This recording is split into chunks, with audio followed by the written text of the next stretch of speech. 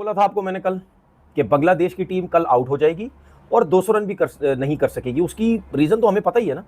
उसकी रीज़न ही यही थी कि नया बॉल अगर सर्वाइव करे कोई भी टीम, और पुराना बॉल जो है वो इतना ज़्यादा इफेक्टिव नहीं हो रहा था। लेकिन मैंने क्यों बोला था कि बांग्लादेश की टीम जो है वो 200 के अंदर आउट हो जाएगी, क्योंकि मुझे पता है कि ये इंडिया की जो बॉलिंग लाइनअप है वो एक तगड़ी बॉलिंग लाइनअप है, जिसकी वजह से इंडिया की टीम जो है वो वर्ल्ड टेस्ट चैंपियनशिप की रैंकिंग में पहले नंबर पे।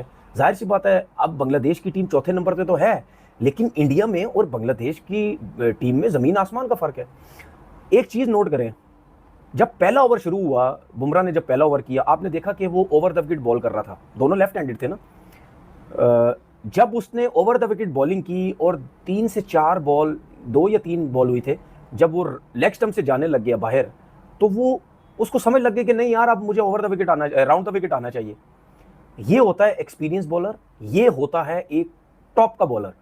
अब अगर वो राउंड द विकेट आया है, हम क्यों बात करते कि आपकी बॉलिंग लाइनअप बहुत एक्सपीरियंस होनी चाहिए। अब उसने रोहित शर्मा से नहीं पूछा होगा, उसने खुद बोल दिया होगा कि मैं राउंड द विकेट आना चाहता हूं। मैंने पिचेस का कंपैरिजन किया था, पाकिस्तान की पिच और इंडिया की पिच में क्या फर्क था।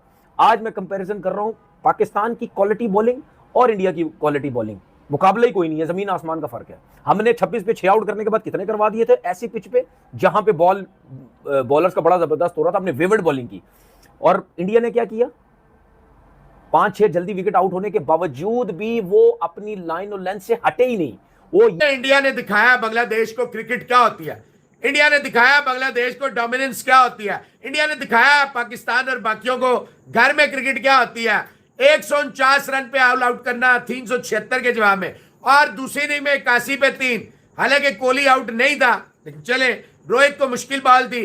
अब देखें विराट कोहली का देखें, कोई टीका तो लग नहीं सकता। इनके दिलों में बेगैरती, बेशर्मी, बेहयाई के टीके हैं। जिन्होंने अपनी जिंदगी में कुछ नहीं किया, वो दूसरों के माँ बहन पे बकवास करके कोहली के ऊपर भड़का के कुछ हासिल नहीं होगा। विराट कोहली कल भी किंग था, आज भी किंग है।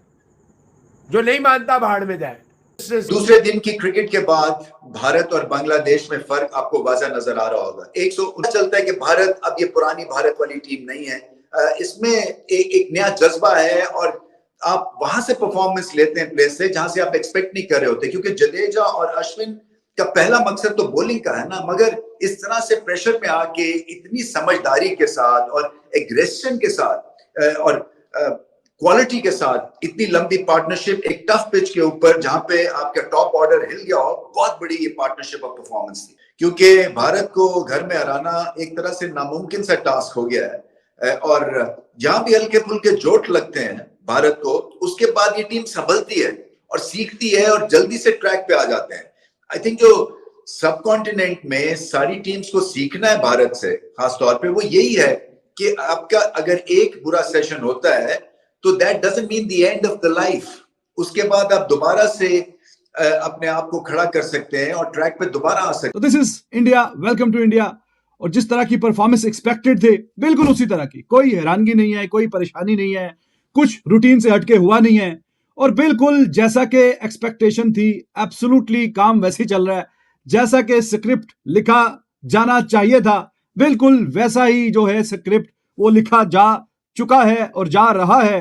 और बांग्लादेश पे अब इतनी ताकत नहीं है कि वो वजन उठा सके इतनी बड़ी पार्टनरशिप का। और आप देखेंगे कि आप ये सिर्फ अब आने वाले वक्त की बात है, और इसमें कोई हैरानगी परेशानी नहीं है, और आपको कोई भी तजस्सुस नहीं होना चाहिए कि इस मैच का नतीजा क्या होगा और ये मैच किस तरफ जाता हुआ आपको नजर आएगा।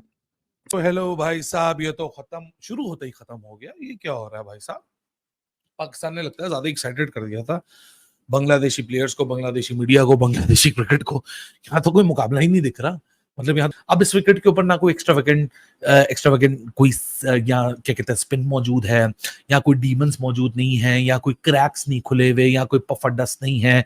ये एक प्रॉपर स्पोर्टिंग विकेट है, और स्पोर्टिंग विकेट के ऊपर जिस तरीके से इंडिया अनप्लेएबल हुआ है, this is a testament of the kind of the talent they possess among their ranks as far as the red ball